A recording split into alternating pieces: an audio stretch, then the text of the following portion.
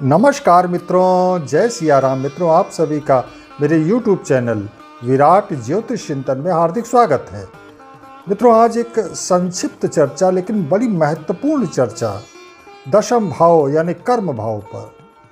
क्यों ये भाव इतना ज़्यादा महत्वपूर्ण है, ये बताने की ज़रूरत नहीं है। किसी भी युवा के बेहतरीन करियर पर ही उसका पूरा भविष्य टिका होता है। अच्छी जॉब, अच्छा पैकेज भौतिक जीवन में खुशहाली लाने के लिए ज़रूरी तत्व है। इसलिए युवाओं के ज़्यादातर प्रश्न कर्म भाव को लेकर ही होते हैं। देखिए मित्रों, शनि ग्रह कर्म का नैसर्गिक कारक होता है। तो पहला सूत्र ये जाने कि जिस भी कुंडली में शनि कमज़ोर हुए, जॉब के लिए, करियर बनाने के लिए धक्के खाने ही पड़ेंगे। जॉब कई बार छूटेगा, मिलेगा, संघर्ष की स्थिति बनी रहेगी। दूसरी बात कि तात्कालिक कर्म का कारक दशमेश यानी दशम भाव का स्वामी होता है। इसका मजबूत होना भी कुंडली में बहुत ज़रूरी है।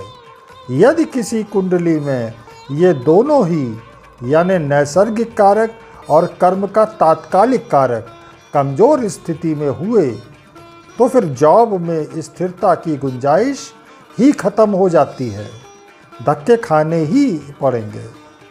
दूसरा महत्वपूर्ण सूत्र यह है कि शनि और दशमेश पर पड़ने वाले अन्य ग्रहों के प्रभाव एवं शनि तथा दशमेश की कुंडली में स्थिति यानी किस भाव में मौजूदगी है उनकी और कैसे हैं, किसी भी जातक के कर्मों का यानी फील्ड्स का निर्धारण करती है। लोगों में सरकारी जॉब की बड़ी चाहत होती है, तो इसके लिए सूर्य ग्रह का मजबूत होकर दशम भाव, एकादश भाव, सप्तम या छठे भाव में बैठना बहुत ज़रूरी होता है, या दशमेश के साथ इसका कोई कनेक्शन बनना ज़रूरी होता है। दशम भाव, दशमेश तथा शनि पर गुरु, शुक्र जैसे शुभ ग्रहों का प्रभाव हो, दशमेश तथा शनि ग्रह शुभ नवांश, शुभ ग्रह या योग कारक ग्रह के नक्षत्रों में गए हों, तो निश्चित रूप से व्यक्ति का जो भी जॉब होगा वह बहुत मजबूत होगा, प्रतिष्ठित होगा, उसके किए गए कार्यों की सराहना होगी और वह सत्कर्मी होगा, यानी अपने कार्यों के प्रति ईमानदार रहेगा। तो ये था मित्रों तीसरा सूत्र। चौथा सूत्र ये जाने कि व्यक्ति का जॉब कब स्थिर होगा या उसका करियर कब डामाडोल होगा या दिक्कतें आएंगी। तो शुरू में जो मैंने पहला सूत्र आपको बताया था कि नैसर्गिक कारक और तात्कालिक कारक अगर कुंडली में कमज़ोर हुए तो फिर करियर डामाडोल होगा।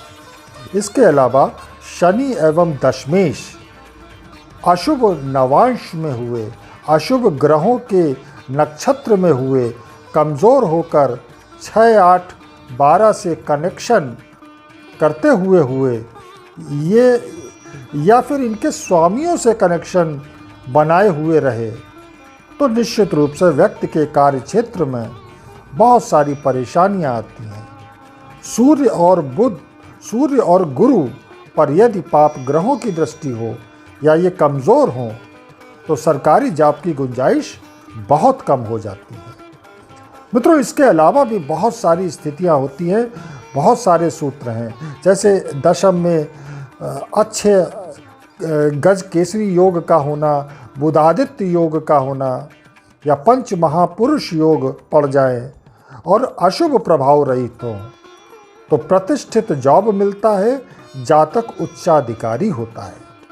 तो आशा है मित्रों मेरी दी हुई जानकारी आपको अवश्य लाभान्वित करेगी। इसी के साथ वाणी को विराम दूंगा। मिलेंगे अगले वीडियो में फिर किसी नए विषय के साथ। तब तक जय जय सिया राम, नमस्कार।